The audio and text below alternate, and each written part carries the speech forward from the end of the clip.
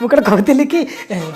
ସୁରାଟରୁ କିଛି ପରିଶ୍ରମ କରି କିଛି ପଇସା ଅଛି ରଖିଥା ଲକଡାଉନ ଆଗକୁ ଏଇଭଳିଆ ଯେଉଁ ସିଚୁଏସନ୍ ହେଲାଣି ଖାଇବାକୁ ମିଳିବ ନ ମିଳିବ କିଛିଟା ପଇସା ନାଇଁ ପିଲା ପଇସା କ'ଣ ହବ କିଛି ମୁଁ ଶୁଣିବିନି ରଖିଥା କିଛି ପଇସା ଗୋଟେ ବଡ଼ ସାନରେ କଥା ମାନନ୍ତି ପଇସା ରଖିଥା କି ଆବଶ୍ୟକ ନାହିଁ ପଇସା ଆମ ରଖିଥା କ'ଣ କାମରେ ଆସିବ ରଖିଥା କିଛିଟା ପଇସା ରଖିଥା ଆଚ୍ଛା ତୋ ପାଖରେ 500 ଟଙ୍କା ଚେଞ୍ଜ ହେବ କି 500 ଚେଞ୍ଜ ହେ ଶୁଣୁଛ 500 ଚେଞ୍ଜ କରିଦେଲ ଦେଇଥିଲି ଦେଇଦ ହଉ ହଉ ହଉ ଆଚ୍ଛା ଓକେ 500 ଟଙ୍କା ଚେଞ୍ଜ ରଖିଥା ଆଚ୍ଛା ରଖିଥା ଏତକ ଖର୍ଚ୍ଚ ହେଇଯିବ ଗଲାବେଳକୁ ଆଚ୍ଛା